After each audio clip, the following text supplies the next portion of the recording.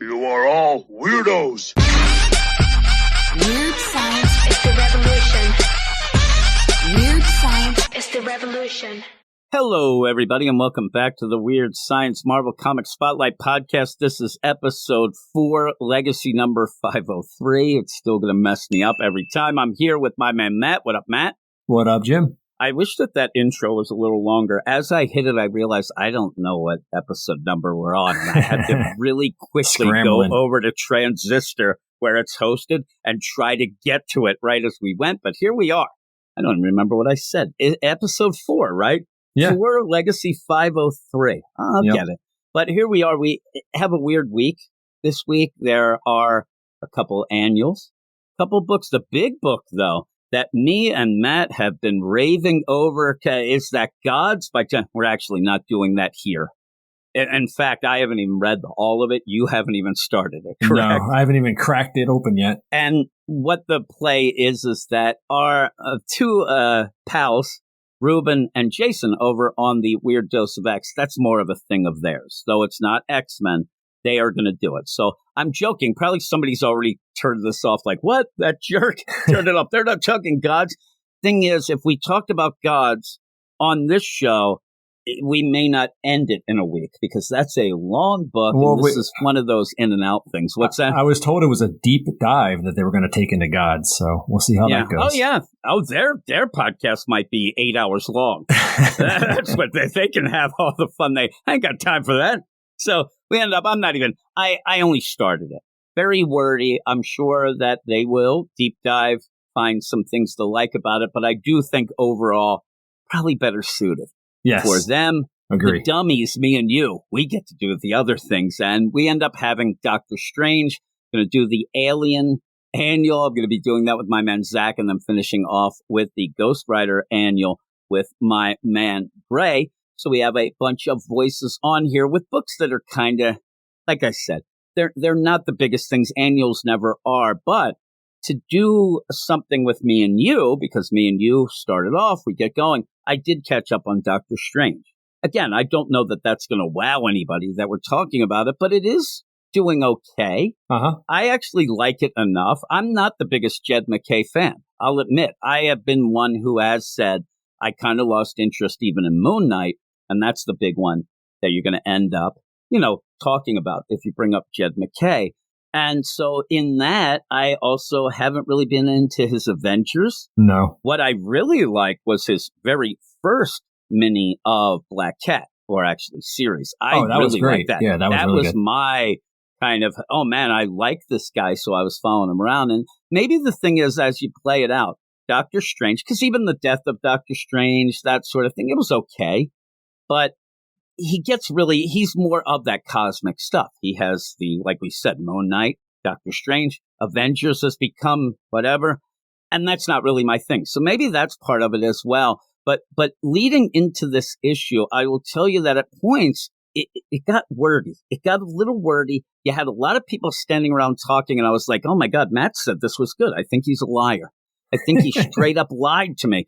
But once I got past the deal of, okay, here's the issue that pretty much spells out General Strange and the whole War of the Seven Spheres, that almost, I think that if it was me reading it and not doing this, that might have been maybe like, I don't know if this is for me, but getting past that, now it's pretty good. And this issue, I think, is one of the better of the whole series. I really like this. While it's maybe because it's quick, but I do like it. But it is, we'll start right now. Doctor Strange, number 8.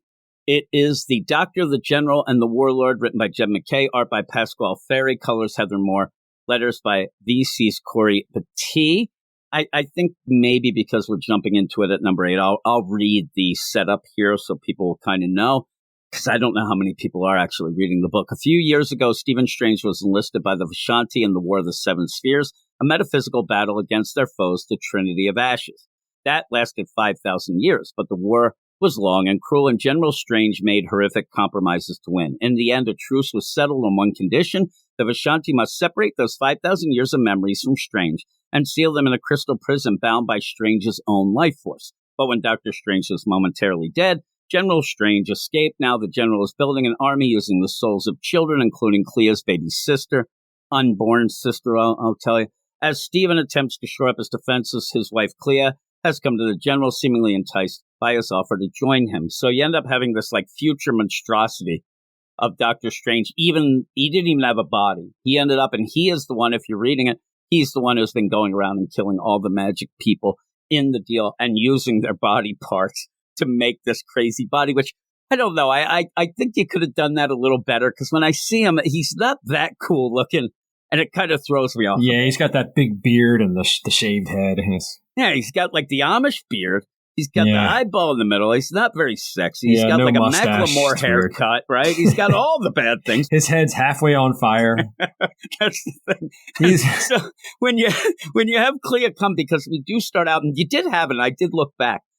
He comes down, and seriously, if you have ever seen the movie Tombstone, he said lapdog so many times, it got me so irritated how many times he kept calling Stephen Strange lapdog. It reminded me of Curly Bill in Tombstone, who kept saying law dog, and I wanted to smack him, so I wanted to smack that guy too. But he ends up where at the end he's like, I don't want to see you ever again, Doctor Strange, you lapdog. But Clea, hey, meet me where it all started. And he goes off. Now, in all of this, it's a weird play, because it does seem cool. And it gets kind of big, but in the meantime, I wondered if they did finish this war, it almost felt like Stephen already knew when this was done, they will reset me to go back home. Whether or not the memories, I think he'd want to forget these. Oh, it's 5,000 years of nonstop war. That's all this guy's been. Yeah. I remember at the beginning when he went off to this war, and it's kind of like the book, The Forever War. This isn't a dimensional type deal. So when it's over, he'll go back. A second has transpired, but, all those years he did. I think you would want to have all that taken away anyway. And so when he does that, even when he went in the beginning, he's like, listen, they're not letting me age and they're going to reset me. So when they do end up deciding to do that, it almost felt like I would have been okay with it. Now, in the meantime, you make it into a separate entity then of here's General Strange. And then here's Doctor Strange. General Strange is, the memories and all that in the essence in a crystal. But when he comes out, if it was me, I don't know that I'd be mad at Doctor Strange. You might be the idea of, oh man, you didn't look for me, but how could he? Oh man, you did this. You're just a lapdog, you kept saying. But I don't know. I don't know that I'd be mad at myself. What I love, though, in this issue is when you have Doctor Strange go to face the Vishanti, who are sus as hell, and we know that. Yeah.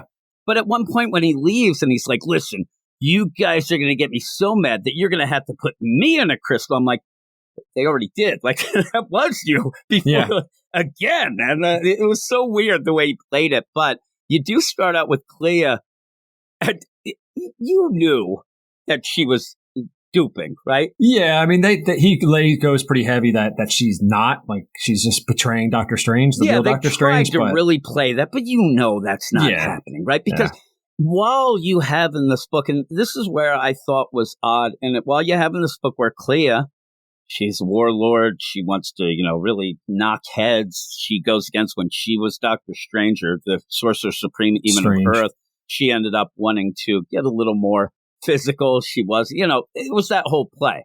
I mean, she's related to Dormammu, for crying out loud. Yep. So, but you have also really played the idea that I'd never questioned that she loves Stephen.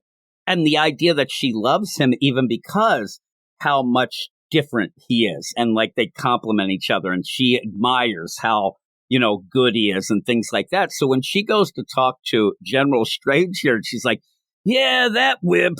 He doesn't do anything. And we saw when they actually talked, and you didn't get the idea at that point that, Doctor Strange was like sad or scared. He was mad. He seemed sad about what was happening and whatnot. But when they're walking around, I'm like, oh yeah, she's going to stab him in the back. But she literally does at one point. But she did take it a little too far, though. Starts making out with him. At one point, I wouldn't make out with him. He looks terrible. But you end up where, while that's going on, I do like the play where General Strange says, well, where is he now? Where is that wimp now? You saw, I'm a real man. That's the big play. It's almost like Toxic Strange here. But leave that guy. He's got too many feelings, that dude. Like, look at me. I'm hardened for more. And she's like, oh, he's taking counsel instead of taking action. I'm like, it's a pretty good line. Because then we go to, Dr. Strange, Stephen, and he is talking to the Vishanti. And again, they're sus. And he starts telling them about this. And I do like at one point that they say that he rebuilt his body. General Strange rebuilt the body so much they can't even track him. And so every time they go to it, just leads back to Stephen because of his soul. But they end up saying, we're afraid he's coming back for revenge. He's going to take revenge on us, but we do think he's going to go at the Trinity of Ashes as well. So I wonder which it'll be first.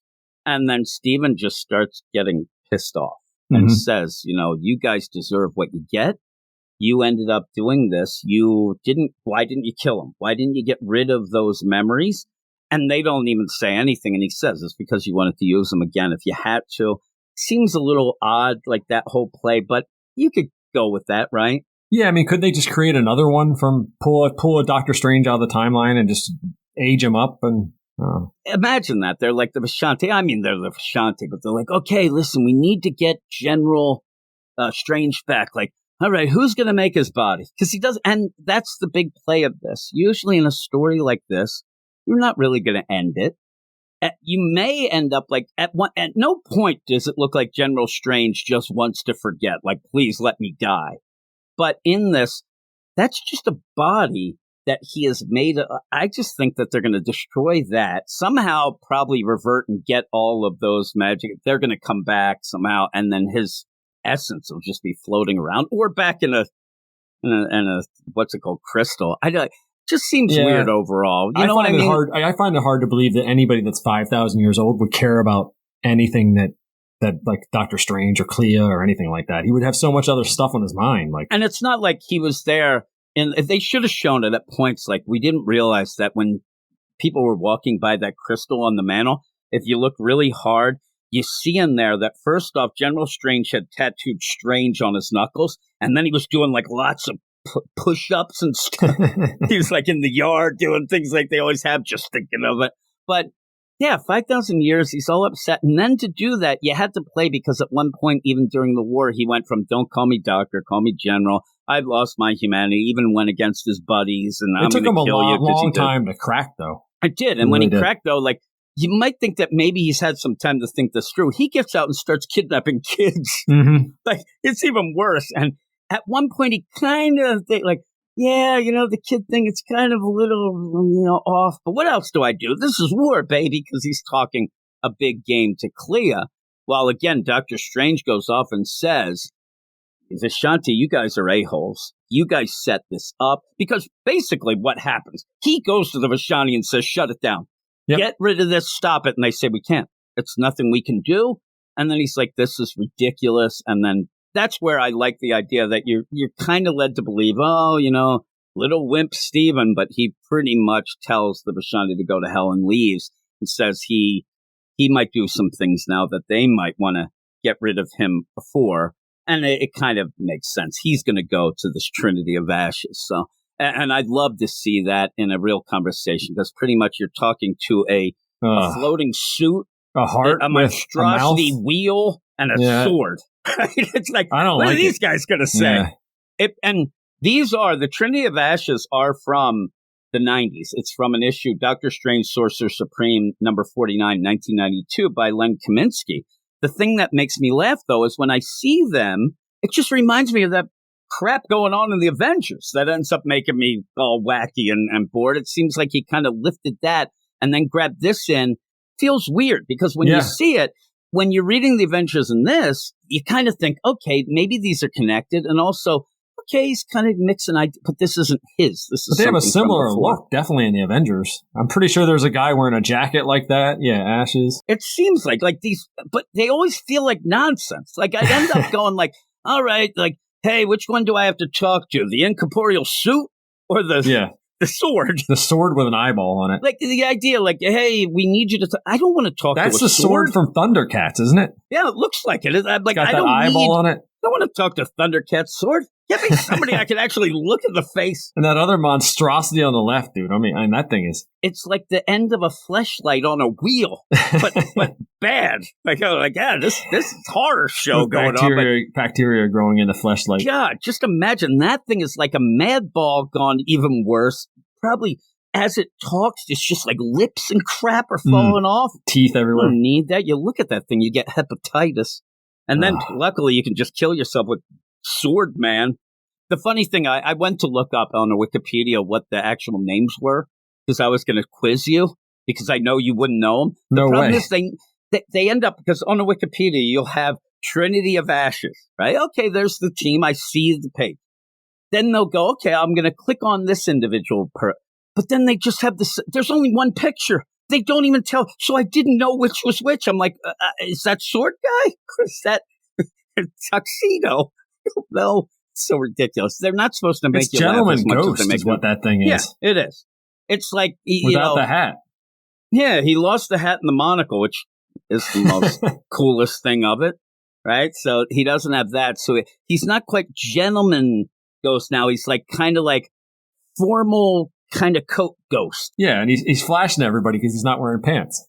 Yeah, like all of a sudden he like comes to and he's just a big nude dude. Like, so you end up, and actually we say that I'm not so sure that that's not female either. So I don't know. It could be, yeah. Yeah, I don't know. The one of them is, I'm telling you, these guys, the Trinity of Ashes, when they're supposed to be the big bads, they make me giggle. Like, they really look like nobody would respect these guys. They just look like ridiculousness. I wouldn't want to talk to a sword or an empty suit. But you then go and see Clea, and she's making out with the future Doctor Strange and all those awful body part pieces, and then she pulls out a knife. And this is the weirdest deal. Like, you have to have this, but then it can't do anything. So she does, she runs through General Strange. Then she slices him again. But then it feels as if, and she says, this is a magic knife. Mysterium. It affects magic. You can't get it. He ends up disarming her by just breaking, a table or a chair with the wood, then goes and embeds into the thing and goes. But what happened to the cuts and things? He's still kind of bent over. Doesn't seem that affected. He's got a little bit of blood on him, but not what you would think. His gut should be spilling out. Yeah, like at one point it even looks, if you see that one, enough to die for him, it almost feels like they forgot that he was bleeding and they like splattered blood. This was the weirdest panel, part. Right? It's because it's a anti-magic knife, so he uses wood to take it out of her hand, but he's still using magic to control. But isn't it wood. funny? And he tries to explain it. He says, even though I'm using magic, wood doesn't go with magic, but that's in this issue. That's one of the wow moments. That's not a wow moment. The wow moment isn't to disarm Clea with a piece of wood. It's the stabbing of him. That was the wow moment. That's the wow moment. And then that gets pushed aside. And then he says, but listen, Clea, I do have some other wood that is quite magical. Because you know that he has wood right now. He's making out with He's all excited, right? So they're facing off and she says, I was duping you. I'd never help you. My husband is the greatest and he's not a wimp. And then I like that you end up, General Strange goes down the list. Listen. Do you like him enough to kill for him? She's like, yes. Do you like him enough I thought he was just going to keep going. It's like 21 questions. Do you like him enough to then go and eat like the worst sandwich you've ever eaten in your life? She's like, I don't know about that. Because there's some bad sandwiches. So I ended up having a really good sandwich that I'll tell you about later. So they're going to fight. And then, boom. That kind of ends that scene. Yep. We go back because Doctor Strange, after the Vishanti shut him down, he goes back to the Sanctum Sanctorum, and you end up having Bats there who will always be a narc.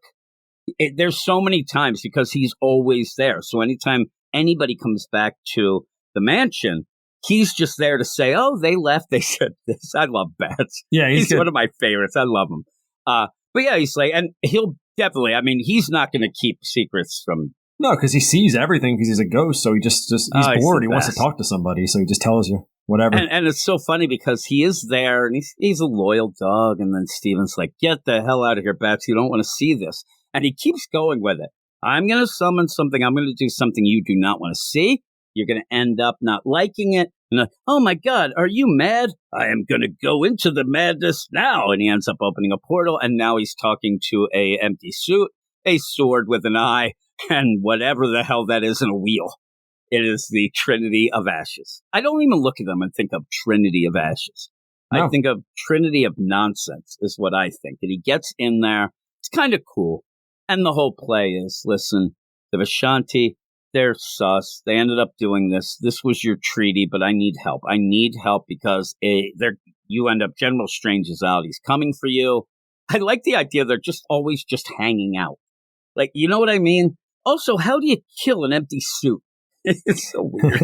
Like in the sword. And in that, like, I could say at one point, maybe it would be cool for the suit to grab the sword, but what do you do with that monstrosity in a wheel? You know what you do with it. You know what you do with that. That's when the dimensions after dark. Oh my goodness. But we then go back and it does look like Clea's getting the crap kicked out of her. You have all this playing. And the big play was back to where it all began, was a what's it called? A farmhouse that Stephen Strange. Yeah, I didn't buy that because he said he's from Philadelphia. My family's from Nebraska. Yeah. We moved there. Yeah, it's kind of convenient. You know, if you're from Philadelphia, the first thing you do is get the hell out of Philadelphia. So he didn't mention he actually had an apartment on Ogance Avenue. You don't want to be there.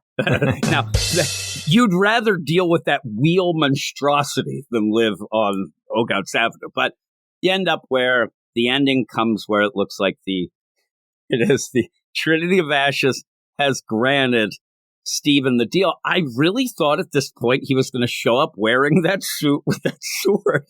I thought they were going to kind of envelope around him, and then that monstrosity would be like that better. A weird demon face, like, you know, the deal. But or just a ring that he has on his finger. Yeah, it could be. You know, or like he's like, you know, is that one of the Trinity of Ashes in your pocket? Or you happy to see me?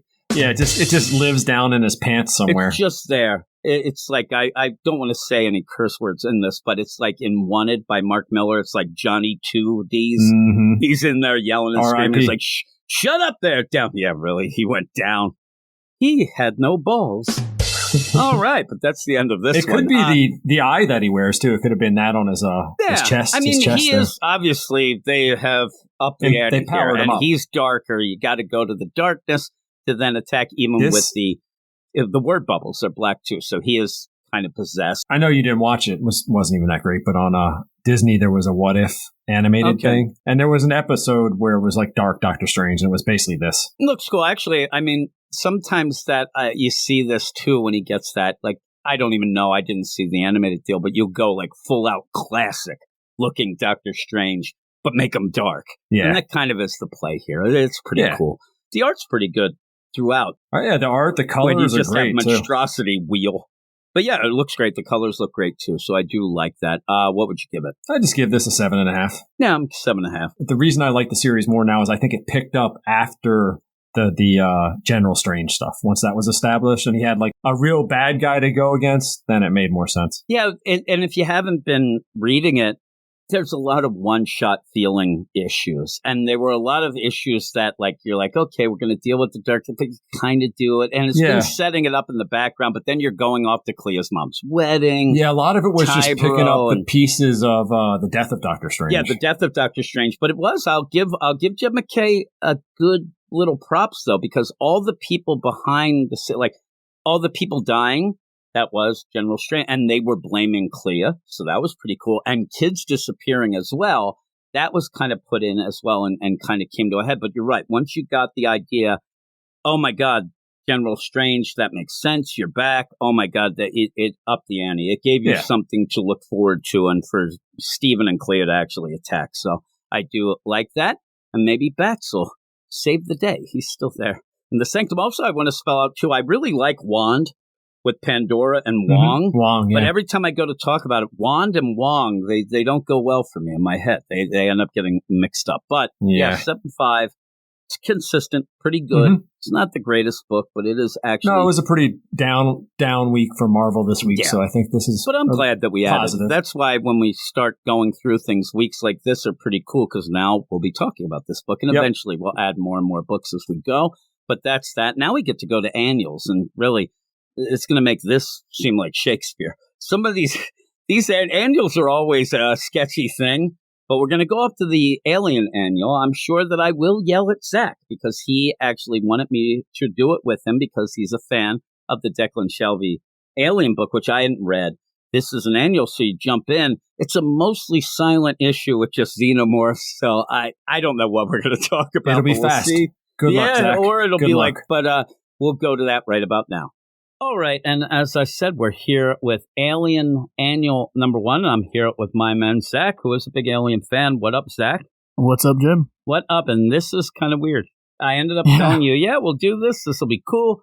I haven't read any of the Aliens since the very first way back I have, deal. Jim. Yeah, and we're going to have a silent issue, which is kind of weird to talk about a lot of times on the podcast. Me and Eric have struggled with those before as well, so that'll be the deal. But it is written by Declan Shalvey, art by Danny Earls, colors by Ruth Redmond, letters by VC's Clayton Coles, and I ended up going, here's the thing, if you don't know what's going on, you can get through this real quick, because it's just the xenomorphs. You end up having some parasitical spider things, but you actually said that this ties in and actually explains things for the Declan Shalvey this is kind of deal. like a prelude to his previous series he just wrapped up, but I mean, it technically is still a standalone, but it's a prelude. It tells you what happens before the events of that book. So so it's a prequel kind of issue to get into it. And like you said, when you read this, it actually gave you some things that you wanted to know, but it gives so it much later, context, and might have been better served to actually happen before the last series, it which should is have been kind the of first weird. issue of the series that came before. It should have been, because if you read that first series, kind of spoilers for this, but we're about to talk about it anyway. These new type of xenomorphs show up that are like hybrids, and you're like, where the hell did these things come from? This issue finally explains it. So yeah. And so if you ended up getting this, though, and you haven't read any of the Declan Shalvey stuff, I think you'd be a little, not even just confused, but I know Wes from Thinking Critical, he was furious. He actually got this, and he didn't even know what the hell was going on. He said it was one of the issues that infuriated him, only because he didn't read the other things. And here's the thing, that's how annuals go. Sometimes they're standalone stories. Sometimes they just go right in to continue the current storyline, or other times it is kind of giving you info as a prequel, and it is setting up the next series that is coming out from Declan Shalvey. And I want to know, how many number 1 Alien books have we had? Like, is this the 3rd one now, right? Am I mistaken, or do we have 4? This is the 4th one. Jeez. And I'm not talking all the time. I'm just talking recently. Yeah, for Marvel. This is the 4th one Marvel's on. This is going to be the 4th volume of Alien from Marvel. Yeah, so like the 4th volume years. in a couple years. This is getting to be like Squirrel Girl-esque in my mind. Yeah. So they very much have decided to make it into a mini-series. Yeah, I don't know if it's working. The whole deal. Now, you said you're even in a group that loves Declan Shalvey stuff, but I don't know. This one, again, there is a story that's being told here, but if you don't really know or you don't have an investment, it is a pretty weird deal. At one point, I actually thought we were just redoing The Simpsons when you end up having the frogs being introduced to Australia. And I was waiting for the big boot to come out and kick Bart in the ass there, because, you have this kind of deal. And actually, I thought all I thought this was going to be is to give you an idea that here's a planet. You end up where it's desolate. You end up having the xenomorphs show up, and all of a sudden, through all this, they multiply more. And then at the end, I thought we were going to get like the alien Wazoo planet where it was over the top, just aliens to show how they do. But there is something more to this, especially if you've been reading. So you're going to have to fill me in right now. I'll give you context as we go through the issue. So we're going through it now. You tell me tell me what's going on. Okay, so we open up the book and we see a bunch of xenomorphs on this ship floating through space. And apparently they get pulled into the orbit of this planet known as, I think it's LV-695. That is the ice planet that we will see in the previous series Declan Shalvey did.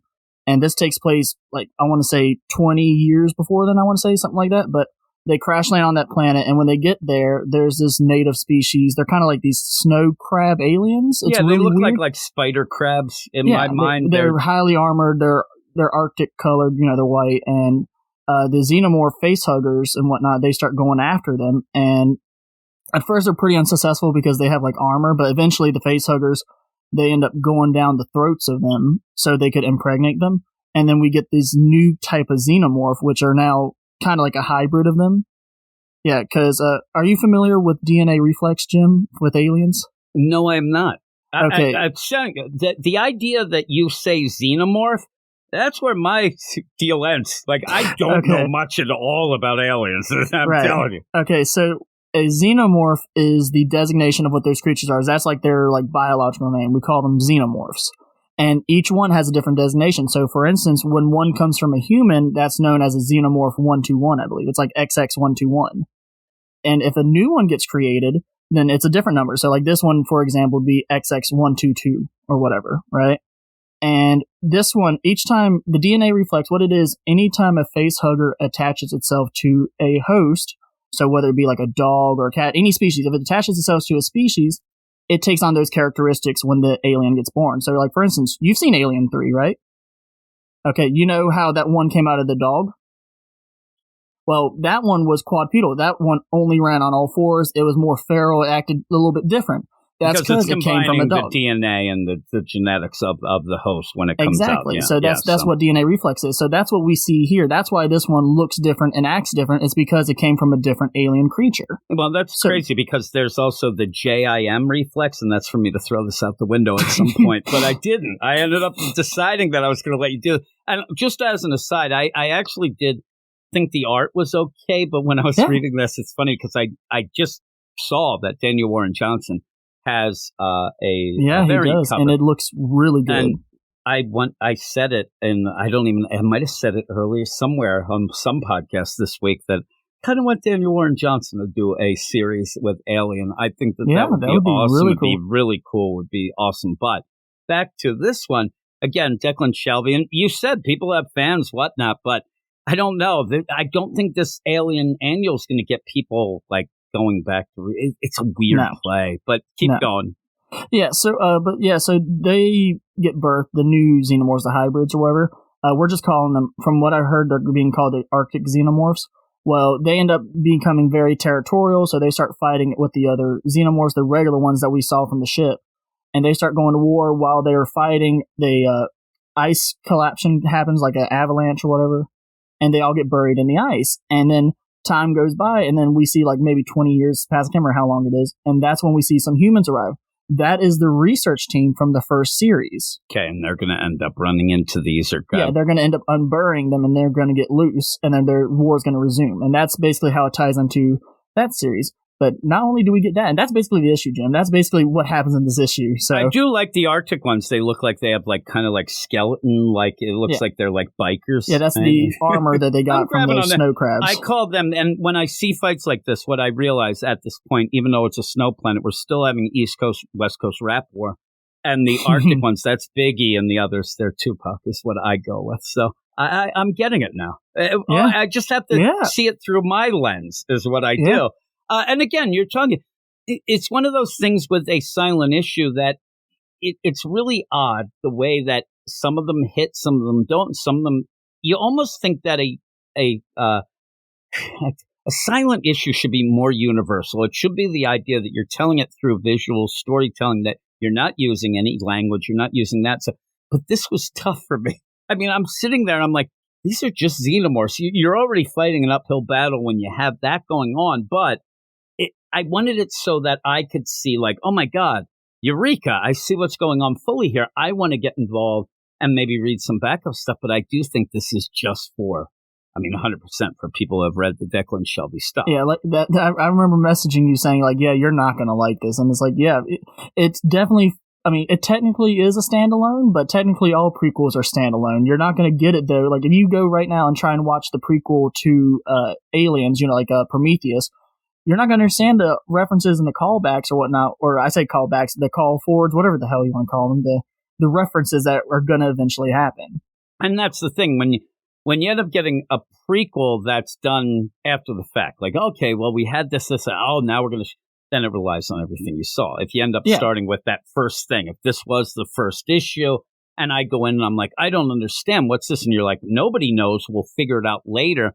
That's when it works out better, obviously, for most people, because it's a jumping on. This still could be looked at as a jumping on point. You could read this and then start reading. And maybe it's a weird play because the new series is coming, but maybe you put this out so I get so damn confused that I end up going back to the Declan Shelby series after this, and actually I do catch up, and now, a new series is out, and it'll work out. Yeah. Well, I really hope that when they release the trade paperback for this, they release the annual in the front. They need to. They should. I actually do appreciate when they end up doing that. That happened in the DC side, where you had a lot of the New 52 trades, because some of those zero issues, they worked a little different with things. You end up having some things switched around and stuff that I like. But by the end, you tell me, like, when we go from here, what does this, well, I can't. It's a prequel. I was going to say, what does this look like the next series might be? That was what I was going to say. There is something, though, because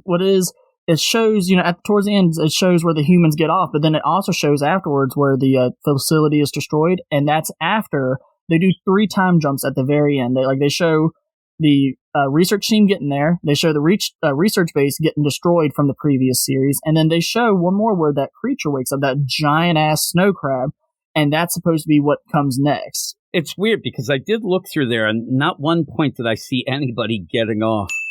Oh my! But you end up like you said, you have that big creature, and that looks pretty. The funny thing is, I'm like, look at that creature; it's got a big tattoo. Oh wait, that's a xenomorph in there. The little alien chestburster is smiling in there, and I'm just like, I don't know if I like that, but yeah, okay. he is smiling. And then you're like, oh my god, I wish that these things were not pro-life. It seems like they are. They're going to end up bringing that. But look at that; he's like in there taunting in there.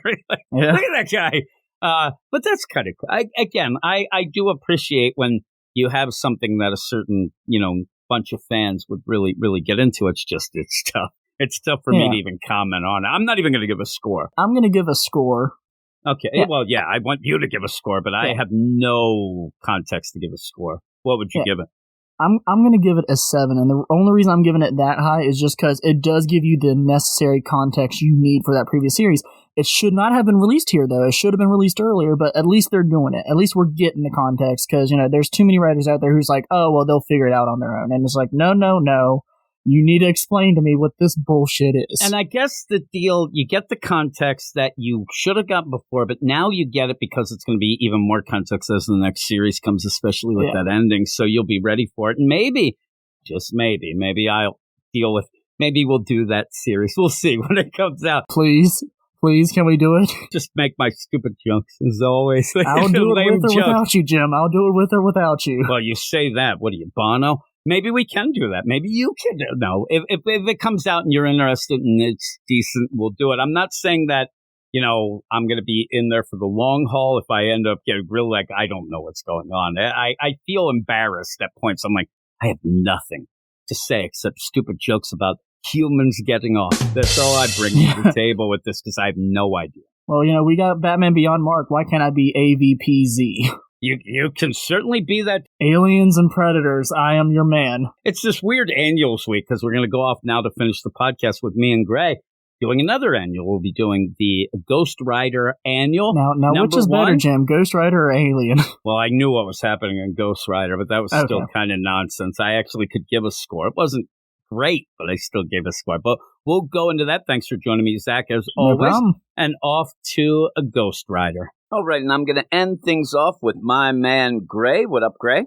Hey, Jim, how's it going? Are you in the Halloween spirit yet? Oh, I'm in the Halloween spirit. I might even go to the Spirit of Halloween store later and, get a costume, which I won't, because I'm too old for that. My kids are all too old. They tried to trick-or-treat last year, and they kind of got bad looks. But one of the things that they had was when you had the shutdown and things like that, you had a lot of people that would you put the candy out on the porch in bowls, and my jerk-off kids would just go and grab 800 pieces of candy, start giggling, running away. They're just jerks.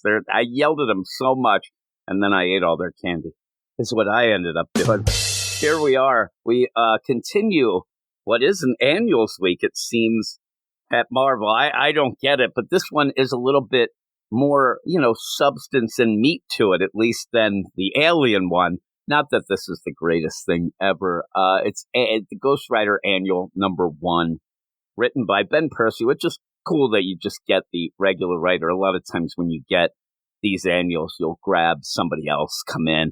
We could have been so lucky to have a Stephanie Phillips or something like that, right? That's so annoying when that happens. Yeah. I thought you meant the rim shot there. Yeah, usually when you get I these, did. Yes, I can say that in this one, at least it fits the series. And also you do get little bits here and there. It's not like a lot of times too, not only just getting a different writer, but you'll get the side story of something that's not even involved. Like Johnny won't even be here. Talia War. At least you're getting the characters.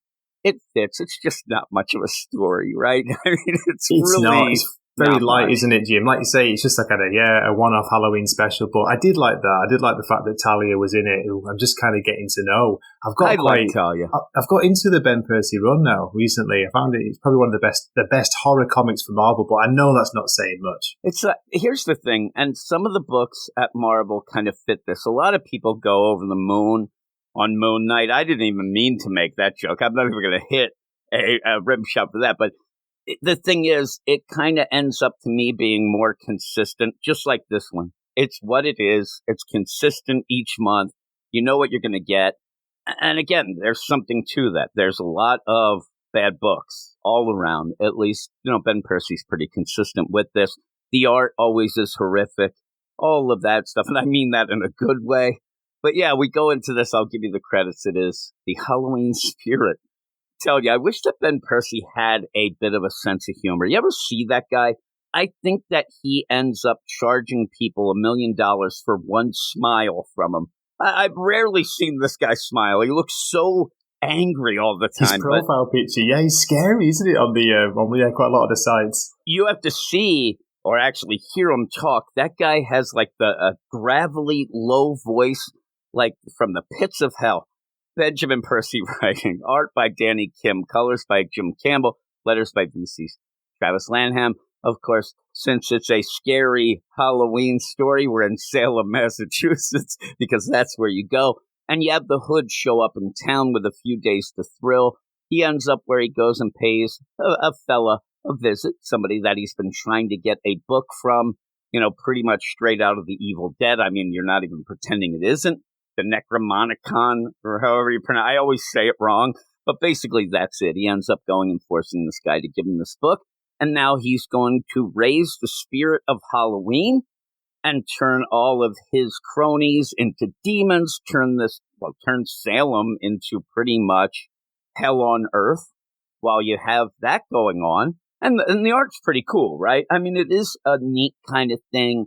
I really just think that at points you can kind of, play this a little lighter. I know that it is a scary story, but you're throwing a lot of things in here that to me, I kind of giggle when I see them. You even have where Talia, when her and Johnny's carving a pumpkin and she's watching Halloween on the TV, like play it up a little, have a little bit of fun here, but it's not really that sort of story, but I do like the art. How about you? Yeah, it's as you say, it's pretty basic, but it's not as dark and gruesome as the main book. But I'm not sure. Danny Kim, I don't know if you know him, Jim. Know his work from anything? No, I don't. I don't either. No, but I do like that scene with Talia just saying then where they said in the motel watching TV. There's a great line, isn't there, where Johnny's saying, "Are you going to leave candy for the kids?" And she says, "Only the ones with arsenic and razor blades in them." There's no reply to that. I guess that's a joke. Is that but Talia Warroad, who I do like, but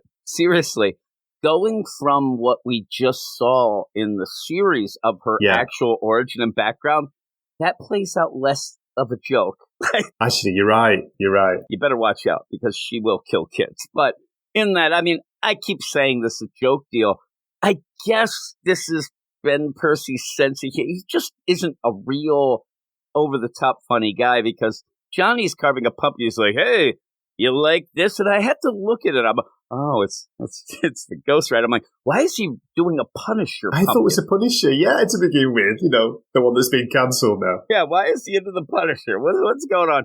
So you end up having that, and all of a sudden, you both, Talia and Johnny kind of activate spiritual deal. They sense this danger, and the door just gets destroyed down. And leading into, you would think that, oh my God, it's the Hood, it's one of his guys. What is it? Zombies? And so it's Elsa. It's Elsa Bloodstone, who we've had a couple weeks in a row. Pretty cool. I love Elsa. So she's here. Again, though, a lot of this story ends up being people just hear Elsa here because, hey, Halloween story. Hey, you know what I mean? Yeah, there's not much setup, is the Jim? There's a lot of just like, yeah, they're here now because it's for the plot, and that's it. Yeah, okay, that's it. Okay. And the connection to the hood. There's what you get, and you also get Talia and Elsa.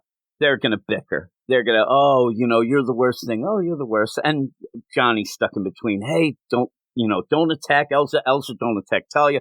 Let's go. Well, you see that the hood, he's trying to do these spells. He's trying to elevate. He's trying to transform himself and everybody else. So what you get over Salem at this point then is just a giant pumpkin. And it made me like, that is, if that's supposed to be funny, I giggled, but I don't think it's supposed to be funny. I'm like, look at I that did too. pumpkin. It was making me laugh. I was like, yeah, is this meant to be serious or not? It's not, is it? Come on. No, and this is the weird play. When we had the Marvel podcast before and we were doing this book, Jason, God bless his heart, he kept saying to me that Talia Warroad, she's a joke character, that Ben Percy was playing a joke, and that eventually it's going to be revealed that she's going to be so over the top goofy that it's just, it's not really a crazy. She hasn't been. She's gotten darker and darker with the name Talia Warroad, and how she looks like she went into Hot Topics and just said yes to everything. And they just shoved everything at her. But she's not really a joke. So, and I do like her. I do like her actually in this book. But what you end up having then is they go to the pumpkin. You have Talia kind of work away. It's a weird thing. This is actually almost like doing it's a virus type deal, or the idea of getting some sort of way to fight it, where she reaches and grabs this demon, is able to fight it. Then they use that to make, a protection spell for both Johnny and Elsa. It's kind of a weird play. Like, some things in this just are like, I don't even know what really is happening here. Like, why are you a lot of wasted filler, but it's cool enough because that's how they do all that.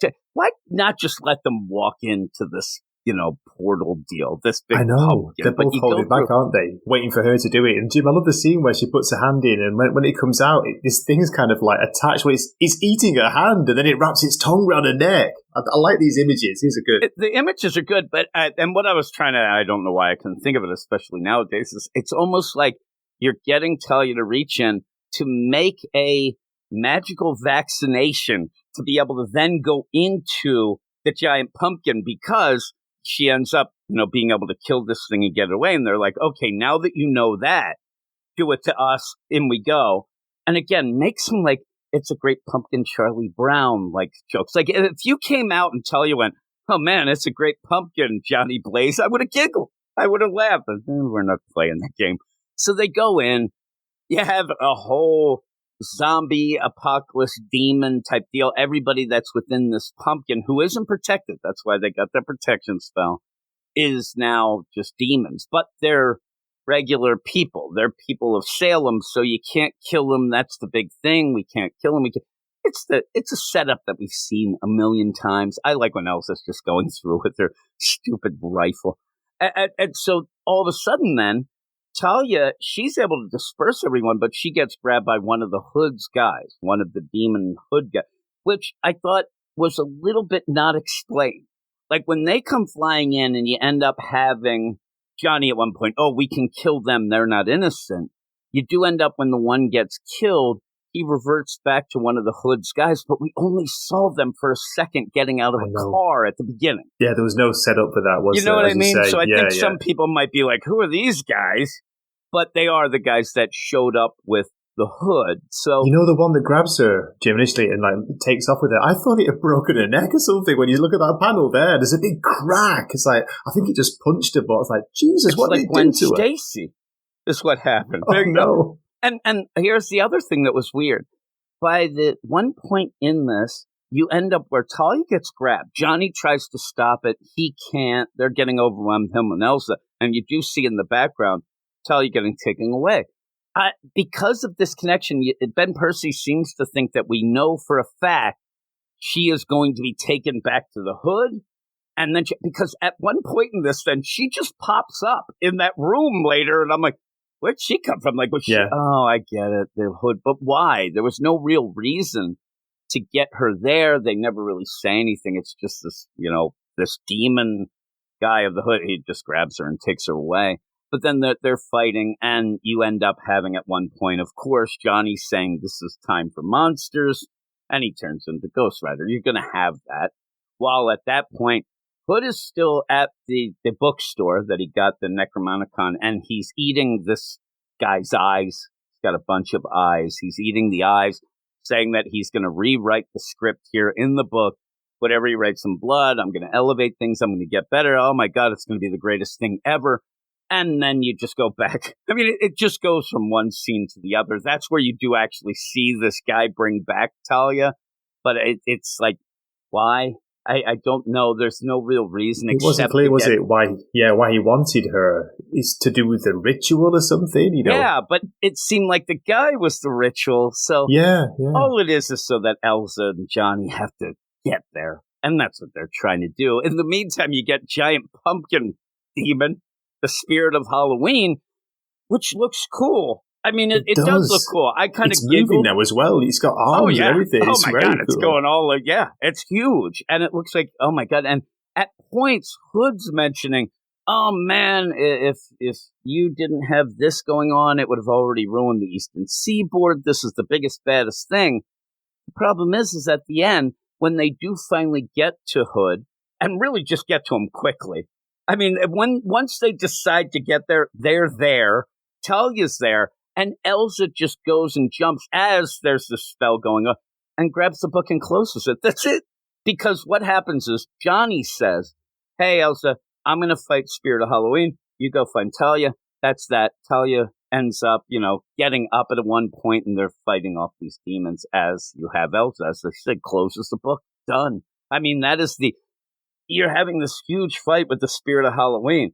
Johnny's doing that. That's the big visual. You want to have this huge giant pumpkin demon fighting the Spirit of Vengeance, all this stuff going down.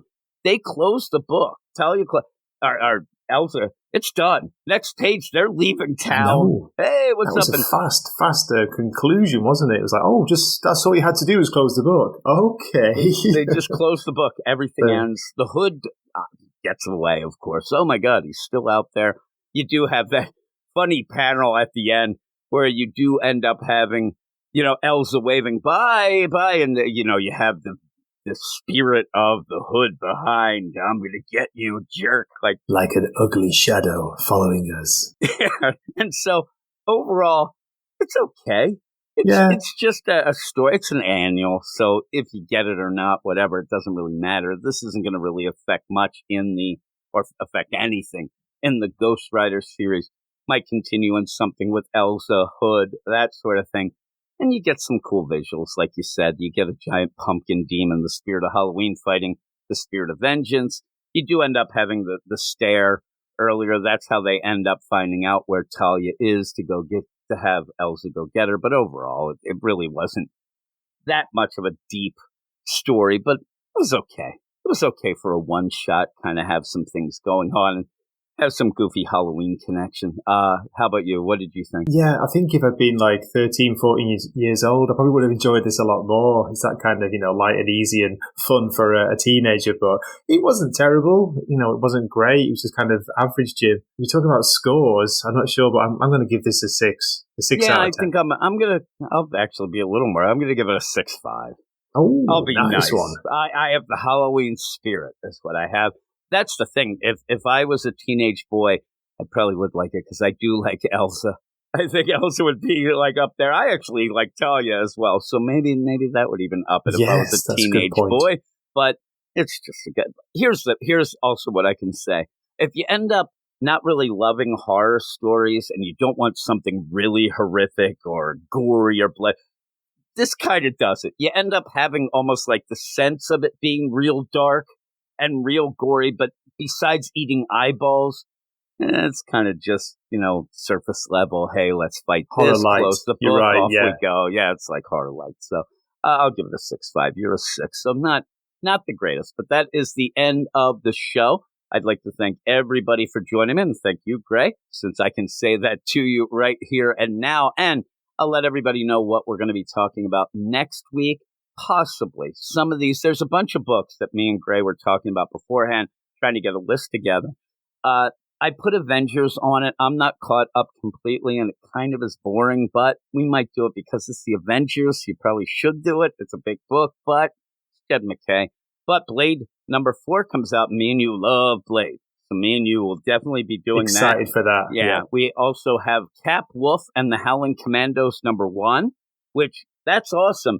Except it's Stephanie Phillips, so I'm not a big fan of it. I know that Gray is as well. So we'll probably do that, see if it's any good, see where that goes. The Amazing Spider-Man number 35. That, again, that's a given. It doesn't matter if we love or hate Zeb Wells' run. We're going to be doing that. And the big book for next week is The Superior Spider-Man Returns number 1. Dan Slott. What's with these expensive books at Marvel? Marvel hears that people are having problems with inflation. Not as many people are buying comics, so they make real expensive comics. $6.99, Jim. That surprised me. Really expensive. You find $6.99, and Hickman's laughing that it's that cheap. Like, Hickman's like, what? Why is that so cheap? My books are $9-10.